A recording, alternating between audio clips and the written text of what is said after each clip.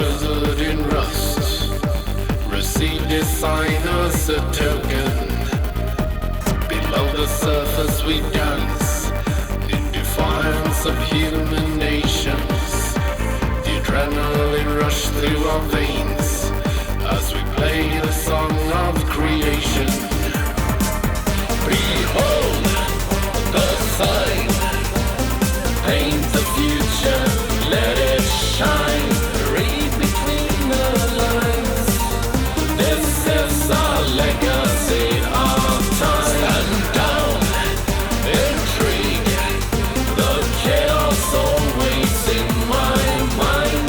We can dream of what's behind us. This is my legacy, my crime. Nuclear liksom, det är en anrik förening, en av de äldsta i Sverige som finns kvar. Som klubb betraktat och har den ju växt till att också bli en arrangör som är ganska respekterad, skulle jag säga, idag. Det blir bättre om man har hjärtat med sig, skulle jag säga. Och det tycker jag att det känns i den här klubbverksamheten, att den finns där. Det känner man tydligt. Det behövs sådana här klubbar. Det är väldigt viktigt. Vattenhål på något sätt. Jag har ju varit mycket ute i Stockholm tidigare och även i Los Angeles där jag har bott. Så att, men jag tycker jag ser en väldigt, väldigt stark gemenskap här som jag verkligen älskar. Behold the sign, paint the future, let it shine, read between the lines. This is our legacy of time. Stand down, intrigue, the chaos always in my mind. We can dream of what's behind us. This is my legacy, my crime.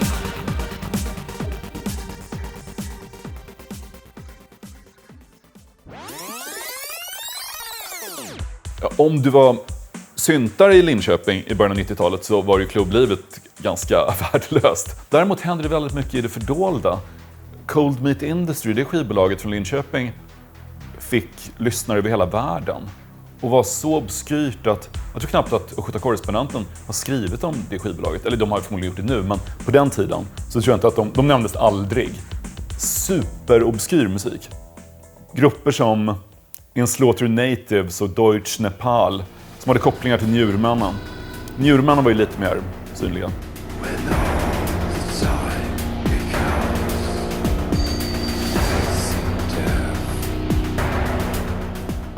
Synten var inte speciellt synlig som subkultur i Linköping, förutom Café Passagen och kanske skylten ibland. Man kunde se en del svartklädda personer som masar sig längs gågatan där mellan Sankt Lars-kyrkan och upp till Stora torget. Vi som var svartklädda i Linköping kallades inte för... Vi sa inte att vi var goths. Några kunde säga att de var syntare. Vi sa att vi var svartrockare. Det var det man var. Antingen svartrockare eller syntare. Och jag var nog mer åt synthållet. För jag gillade elektronisk musik. Och jag sörjde att inga av de svenska syntbanden som jag älskade kom till stan. Så jag hade en idé om att starta en klubb i Linköping, en syntklubb där, så att jag skulle kunna boka dem. Det var hösten 89. Och jag försökte kolla runt lite om någon annan var intresserad, vilket ingen var.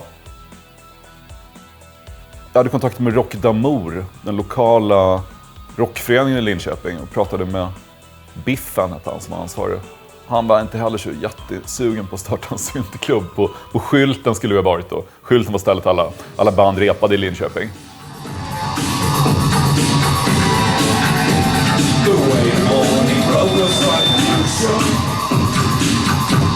Det är oerhört märkligt att en syntklubb drar igång 1998. Jag kan inte tänka mig ett sämre syntår. Då åker i och för sig Depeche Mode ut på turné igen och inser att det här är inte bandet som jag gillar längre. Nitzreb har försvunnit spårlöst. From 242 gör inte heller någon ny musik. Så att starta en syntklubb i det läget är ju som att...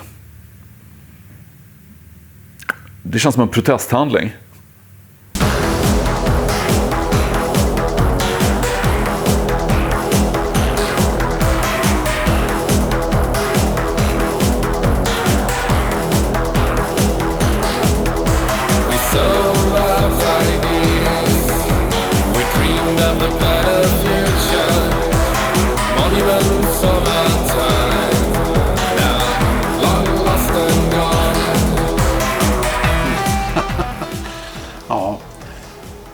Jag kan hålla med den tanken bitvis. Samtidigt så, jag själv innan Nuclear Nation så jag hade varit med och spelat i band själv, och vi har varit ute och spelat en del runt om i Sverige.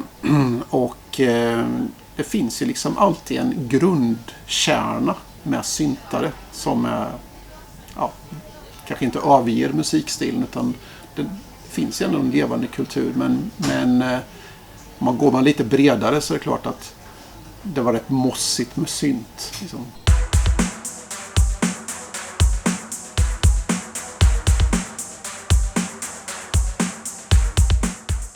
Vi var ju ett litet gäng som var intresserade av synt och inte riktigt hittade någonstans att vara.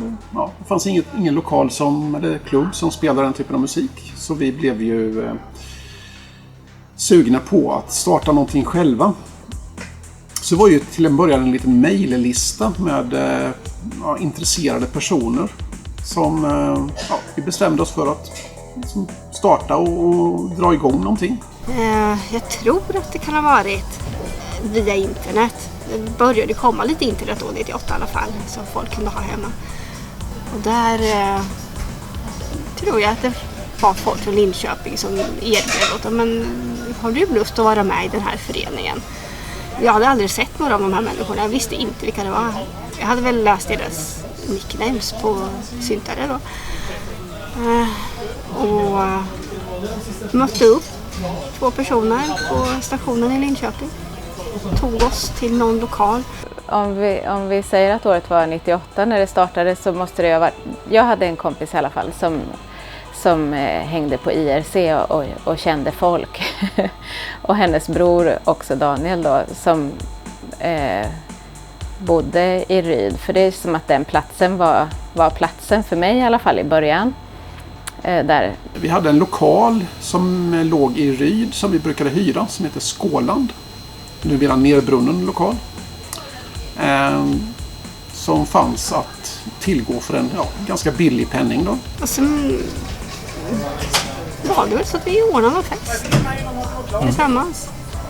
På där Skålands som fanns förr i tiden. Vi forslade ju dit ljudutrustning, alkohol och dator med en massa MP3-filer då. Och sen hade vi egentligen party för oss själva, med oss själva. Det är klart att vi försökte sprida ordet lite grann, men i början var det ju väldigt mycket vi själva som kom och hade det roligt. Då antar jag att den här föreningen kanske hade fest eller någonting och att vi gick dit eller så. Hur som helst så började vi väl umgås i de här kretsarna då. Och jag tyckte nog att det var superspännande och tyckte om musiken och alltihopa. Ja, även om det var enkelt så vi hade ändå ljus, tror jag. Lite rökmaskin hade vi, var någon som hade... Vi hade folk som var tekniskt kunniga på sådana där områden i föreningen. Kunde både fixa med, koppla ihop saker och ting så att det fungerade. Och det är ju det som är fint när man jobbar tillsammans, att det är någon som är skitduktig på att fixa lokaler och någon annan är duktig på att fixa artister och så här. Det är ju ingenting som jag någonsin har varit inblandad i eller så. Det är liksom inte det jag kan eller så. Så jag tänker att men att ändå då kunna få ta del och vara och komma in med det man själv kan eller så. Är väl kanske liksom ett tidigt exempel i livet i alla fall av att ingå i en sån gemenskap. Alltså man har ju alltid tankar på vad kan bli det nästa, och det kommer ju liksom vartefter mer och mer människor på de här festerna. Så då lekte vi med tanken på att ha kanske någon typ av klubbkväll på Herrgården, vilket vi hade, vilket var jätteroligt. Och då blev vi ju kanske lite mer kända än för allmänheten. Jag hade ju flyttat till Linköping 2002 för att jag skulle börja plugga där. Och då var det en stor studentfest i kårhuset på universitetet. Och där hade Nuclear Nation ett litet rum. Så det var ett stort dansgolv med vanlig mainstream-musik. Och så var det ett pyttelitet rum som Nuclear Nation av någon anledning fått ha. Och där så mina faddrar då, som äldre studenterna som tog hand om mig, de tyckte att men vi måste gå in där, det är den bästa musiken. Och då upptäckte jag Nuclear Nation. Sen tror jag att många som studerade också på universitetet, vi satte ju upp väldigt mycket lappar. Att ha lite med, det blev lite inne kanske.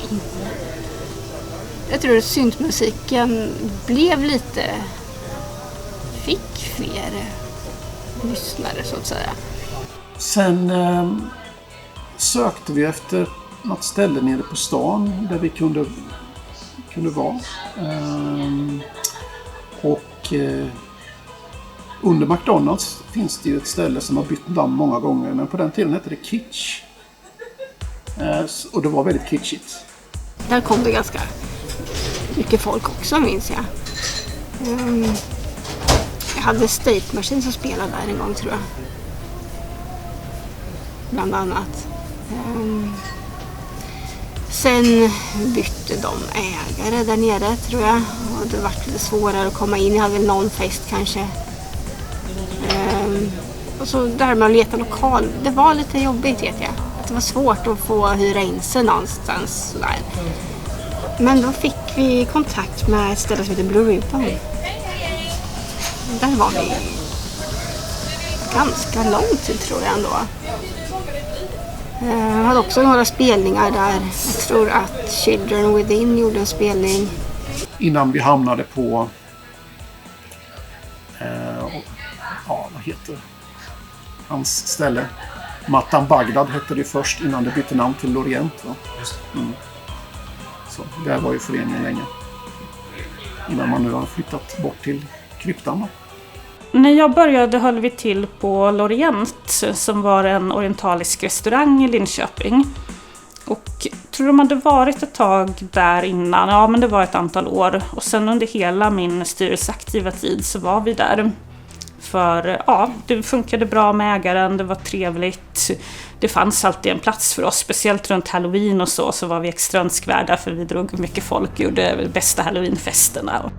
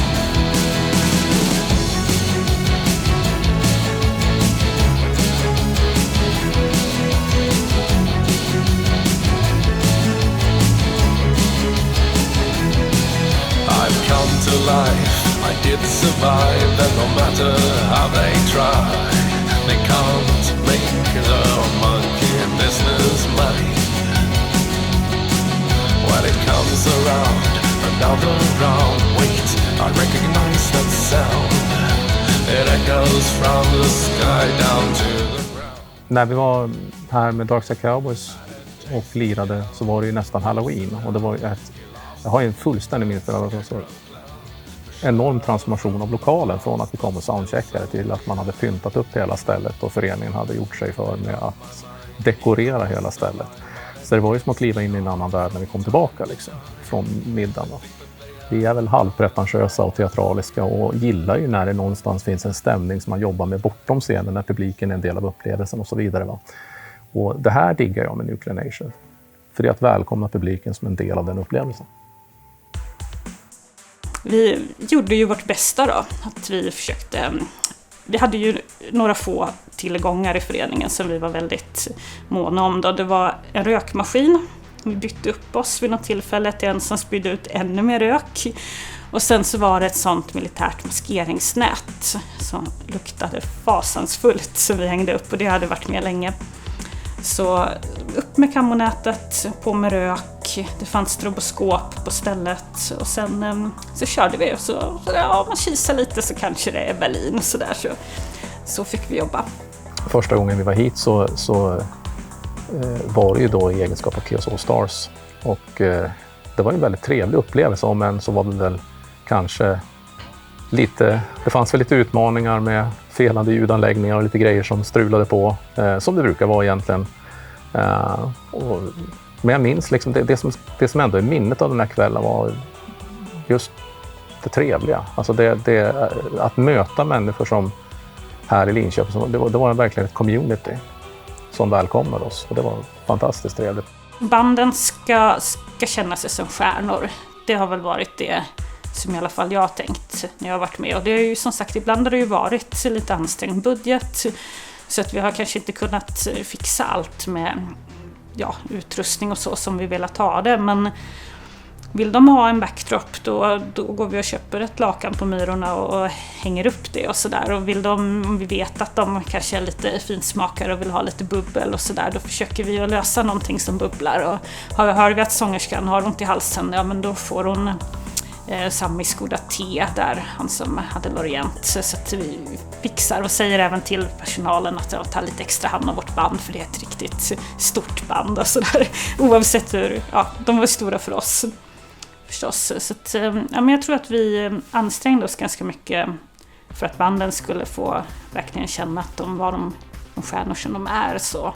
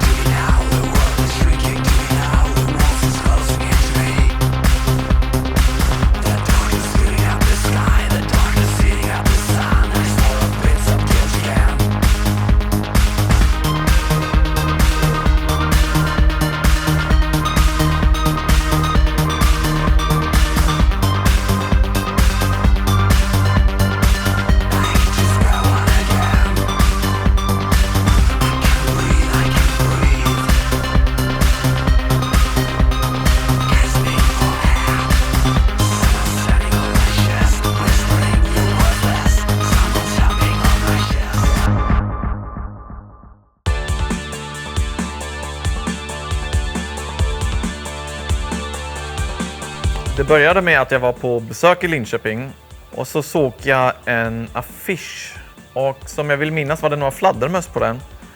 Och jag tänkte, det här ser ut som en intressant fest. Jag var ganska tidigt där, det var innan 10 på kvällen. Och så var det var en tjej där, Anna Vapen. Hon var alldeles ensamt och satt upp ett jättekammonet. Och så det första jag sa att, kan jag hjälpa till? Så min första erfarenhet av Nuclear Nation är att jag började jobba där. Och det gör jag ju fortfarande. Och det är lika kul idag. Vi märkte ju också som sagt att folk kom från andra städer och ansträngde sig för att komma på våra fester. Så att, det fanns väl en kärntrupp, och i vågor så blev det ju mer och mer folk som kom. Och där så, när vi hade band så var det ju mycket folk. Då upplevde jag att det kunde vara trångt på dansgolvet och framför scenen och så. Våra besökare, de kommer lite från, alltså de kommer ju främst från Linköping. Det är ju våra stammisar så att säga som kommer alltid hit. Så det kommer ju oftast 80% av alla besökare skulle jag påstå. De känner man ju igen. Man vet att de kommer, man vet vilka de är, vad de heter. Sen har vi ju en del besökare från Stockholm till exempel. Definitivt området utanför Linköping, typ Norrköping, har vi flera besökare ifrån. Och sen händer ju absolut att det kommer människor från överallt i Sverige.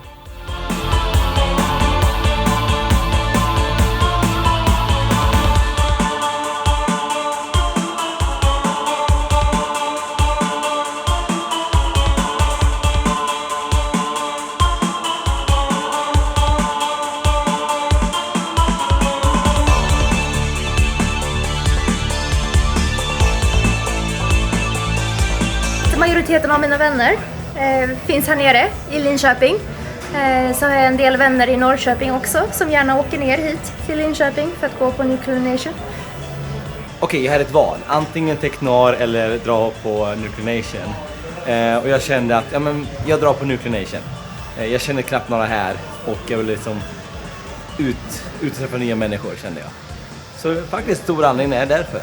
Jag har hört väldigt gott om Nuclear Nation, att jag har hört att det är en väldigt nice klubb. Jag ville prova på det i Linköping, så jag tänkte, varför inte?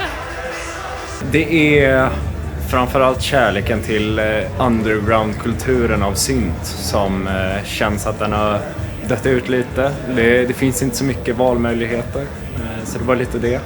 Nuclear Nation ger den möjligheten. Nuclear Nation fyller ju en funktion i Sverige, ska jag säga. Jag törs säga det, att det inte bara är i Linköping, utan det är i Sverige. Det är ett namn som sträcker sig liksom bortom landets gränser också. Visst, kanske inte världskänt precis, men det är viktigt att notera att artistkollegor i andra länder har ju skrivit till mig och bett hur når man Nuclear Nation, kan vi få något gig där, när man turnerar. Nuclear Nation har en betydelse långt mer än för Linköping som stad och plats, tror jag. Det har en betydelse för genren, det har en betydelse för hela subkulturella scenen. Och det tror jag är viktigt för svensk kulturpolitik, att ha något som är lite normbrytande och utmanande som finns kvar faktiskt.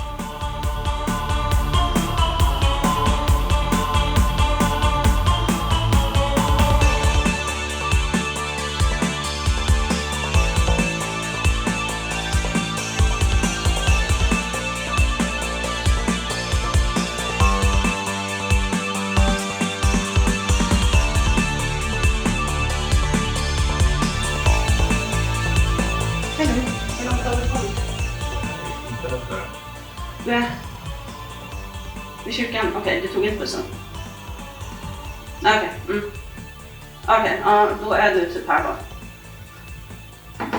Okej, men då var det inte. Jag tror alltså från min personliga perspektiv är jag försöker ju organisera allting så strukturerat som möjligt. Så jag försöker att dela ut roller så att alla vet vad de ska göra. Sen har vi också ett internt dokument i styrelsen som heter Nuclear Nations Bibel.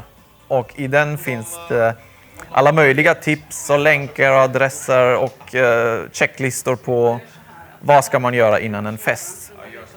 Till exempel kontakta fotografen, kolla med lokalägaren att den och den lokalen är ledig. Vad kostar inträdet, vad kostar våra t-shirts och så vidare. Så det är ganska lätt att byta roller mellan alla och det är ganska smidigt att organisera en kväll utan att det blir alldeles för stressat. Ska vi kolla om DJ:n är där nere och gör sitt jobb? Alla jobbar ju gratis här, så om någon inte gör sitt jobb då får man vara jättesnäll och fråga lite snällt. Gör du ditt jobb?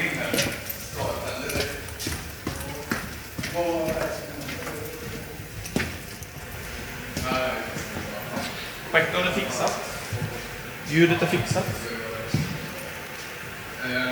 Ja. Ser bra ut. DJ-båset här. På den här ändrar vi lamporna och belysningen. Här sitter alla våra DJs. Spelar det bästa.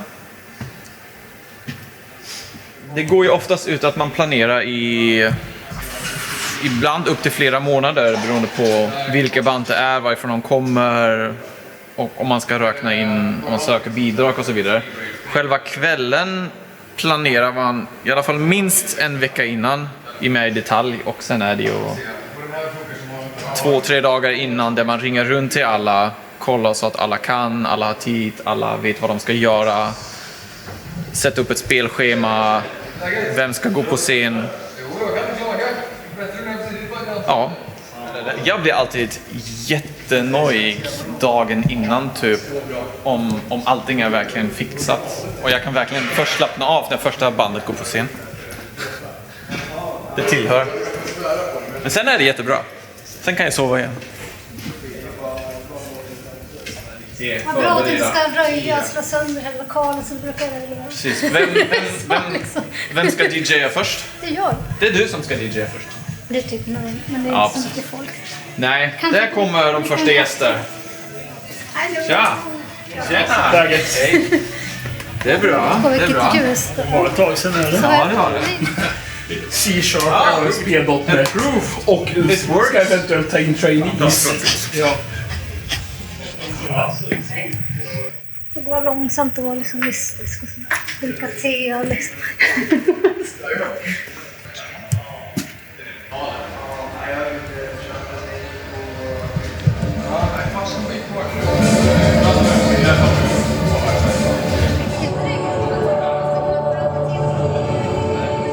Det ena bandet, Cellofan, de kommer från Grekland. Det är vår huvudakt ikväll. Och de kör ju Cold Wave. Hur ska man säga? Klassisk Cold Wave. Jag vet inte om man kan säga att det är klassisk. Och det andra bandet är ett ganska nytt band som kommer från Stockholm. Hatif. Så det blir spännande. Se nu helt nya band. Vi gillar ju att ta in nya band, testa. Det brukar ofta bli väldigt bra så. Det är bara att köra.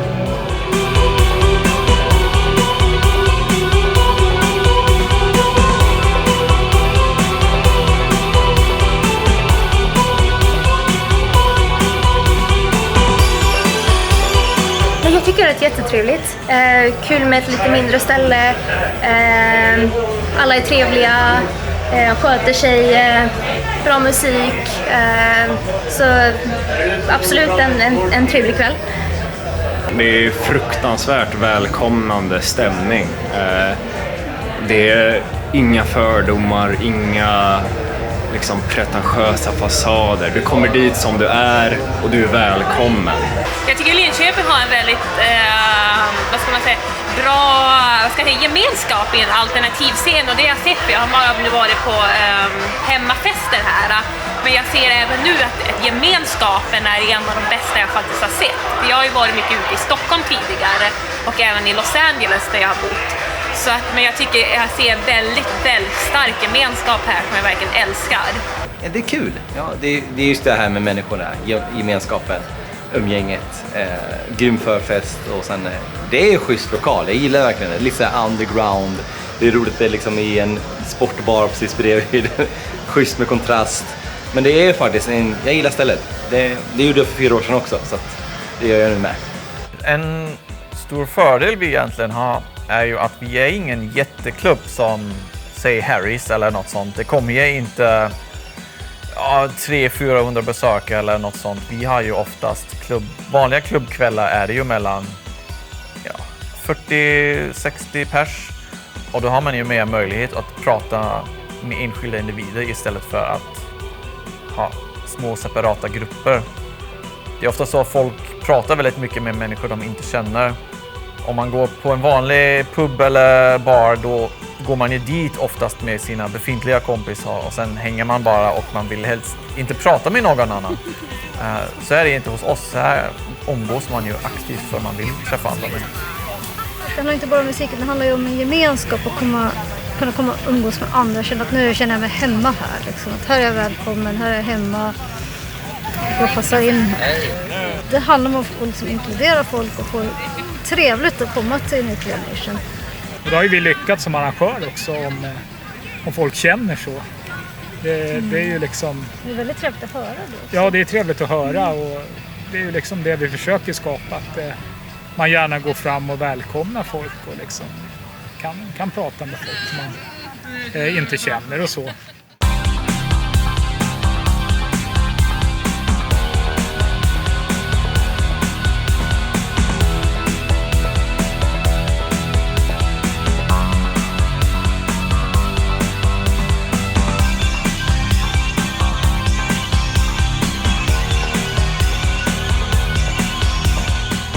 Kvällen var väldigt bra. Fantastiskt. Den var kanon. Den var kanon, precis. Bam. Riktigt bra tycker jag. Ja, jag tycker det med. Bra kört. Ja, som planerat. Ja. Eller snarare, den var inte exakt planerat, men det blev jättebra. Det blev bra till slut. Ja, som alltid. Det blev bra till slut. Ja. Ja.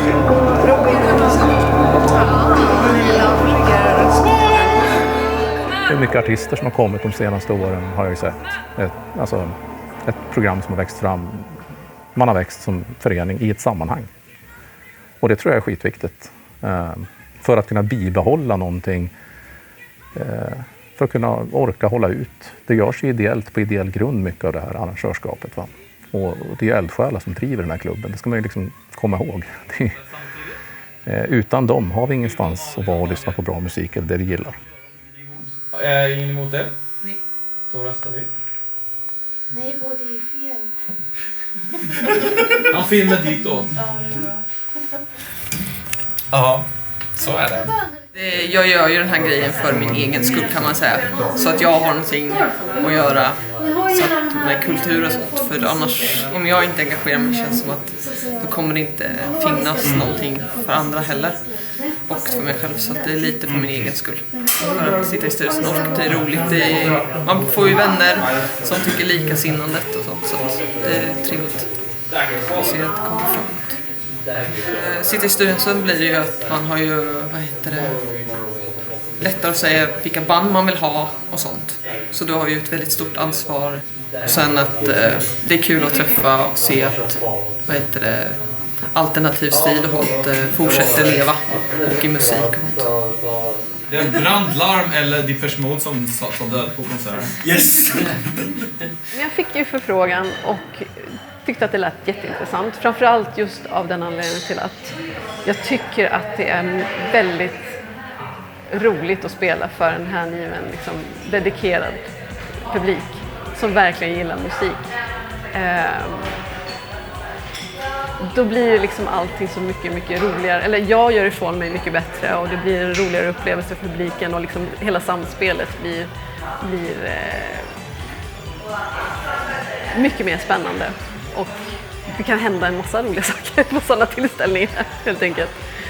Så att jag fick en förfrågan och så kände inte till så jättemycket om klubben och stället i sig, utan visste att det fanns en nisch i det hela och tyckte att det lät väldigt intressant just av den anledningen att musiken är i fokus. Det är inte bara en klubb för folk att gå ut och träffa folk, givetvis också viktigt, men fokus ligger väldigt mycket på musiken och på det intresset i musiken som man har. Och just det här det nörderiet, det är det jag gillar. Det är väldigt viktigt och jag är väldigt glad att det finns flera klubbar, att det inte bara är centrerat kring Stockholm och Göteborg. Så jag blev väldigt glad när jag fick höra att Nuclear Nation hade hållit på ända sedan 98. Det var något som jag lyckats missa, men det gjorde mig glad att veta. Men det ligger mig också väldigt varmt om hjärtat, hela scenen, subkulturella scenen. Det handlar inte bara om bra musik, utan det handlar också om en ideologi som handlar om en sorts tolerans, öppenhet och inkluderande på något sätt, att man får vara som man vill.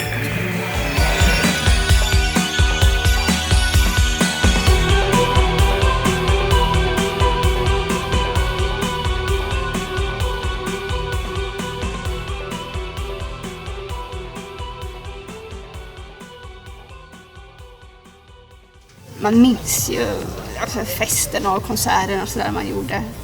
Men framförallt minns man ändå människorna, folket. De som satt och läste bok en hel fest. Eller i varje fest vi hade kom och gärna och läste bok i ett hörn.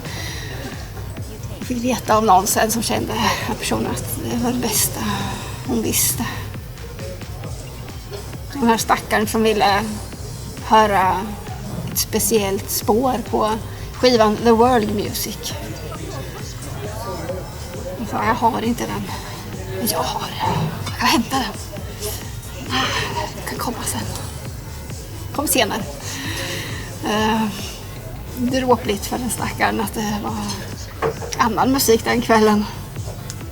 Det var någon förfest, vi hade grillfest utanför det här som då hette Skålands i Ryd. Och vi skulle spela baseball med ett järnrör. Och då var det en kompis som råkade slå det i huvudet på sig själv. Så vi fick åka ambulans in till akuten. Och då tyckte jag att det var sådär lite härligt att vi kom in med, jag hade någon stor peruk och vi hade liksom lackkläder och sådär. Att det kändes så filmiskt kanske att vara där. Det var ju aldrig någon riktig fara heller. Sådär. Men sen kunde vi bara åka tillbaka till festen och så blev det en klubb. Ett av de stora kanske besvikelserna som inte blev av, det var när vi skulle ha VNV Nation i deras tidiga karriär. Vi hade en bokad spelning med dem nere på Kitsch då. Men jag för mig att det blev sjukdom i bandet. Så de kunde inte genomföra ett antal spelningar och då bland annat då våran spelning. Vilket var väldigt tråkigt. Så det var ju många som tyckte att det var bra musik. Eller att det är bra musik. Jag kommer ihåg när vi hade Chaos All Stars. De var flera gånger och spelade hos oss. Och det var första gången de var. Och det var ju mycket, sångerskan hade ganska extravaganta kläder så det var mycket fixande med. Hon hade också jättehöga platåskor som inte hade klack utan det var bara en jättehög platå fram till som hon trippade fram på. Och hon skulle på scenen och det var ju mycket timing. Diskjocken skulle sluta en viss låt, en viss tid. Jag visste att när jag hör det här ljudet då är det dags, då ska de upp på scen. Det var dramatisk entré och så. Och då jag var ju lite stressad och sprang runt med checklistor och papper och allt vad det var. Och hade då lyckats spilla ut en massa flytande tvål som då sångerskan trampar rakt i med de här skorna. Och jag sa, fast du måste upp på scenen för han har slutat spela nu så att du får liksom försöka att inte halka. Och hon vägrade för det var ju livsfarligt. Så då fick jag så här slänga mig ner på golvet med en liten papperstuss. Vi hade alltid ett kit med så här bra ha-grejer med min stora väska. Och försöka liksom torka av henne efter liksom förmågan. Och då undrar ju diskjocken då, för han har ju väntat 20 sekunder, det är tyst där ute. Så att han var ju också aktiv i föreningen. Han kom inspringande och bara, vad håller ni på med backstage? Hon ska ju på. Så ligger jag på golvet och ropar, nej men vi har full kontroll här inne, allting är bra. Och sen gick de på. Jag kommer ihåg att det var jättebra spelning och att vi invigde den nya rökmaskinen också. Så att det var väldigt mycket rök. Jag tror inte vakten var jättenöjd för han kunde ju inte vakta någonting. Han såg ju inte hamnen framför sig.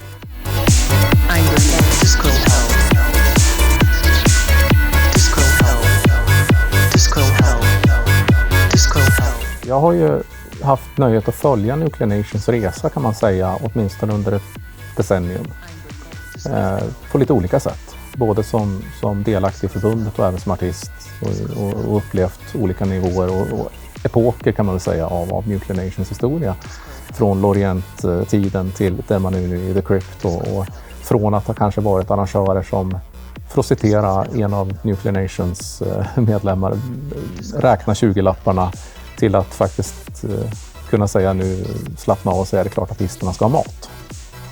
Det vill säga man har växt som klubb och som arrangör och utan att tappa sin själ.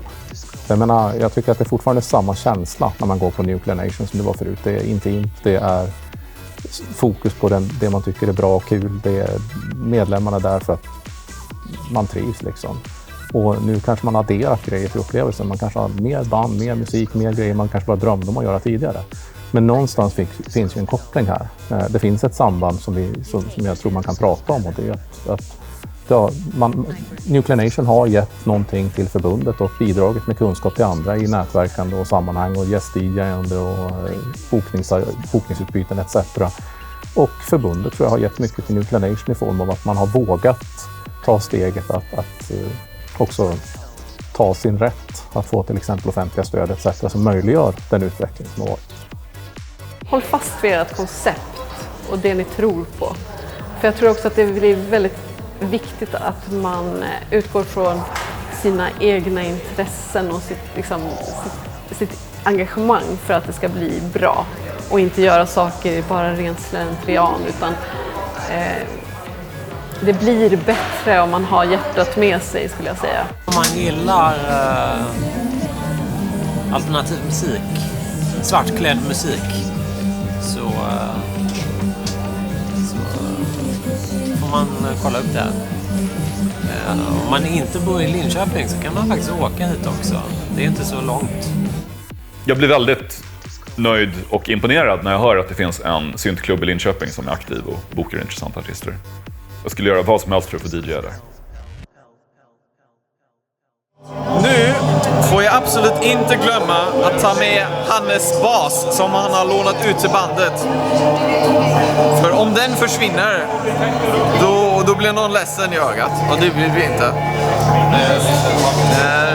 Nej, som sagt, plocka ner, kolla runt en extra gång så att man inte glömt någonting. Och sen är det bara sova länge. Och sen kanske om en vecka, då kan man börja fundera på nästa fest redan.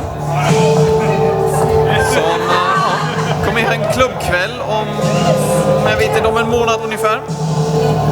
Men det är inte så jättemycket att planera. Det är inga band, det är mycket lättare att planera en klubbkväll.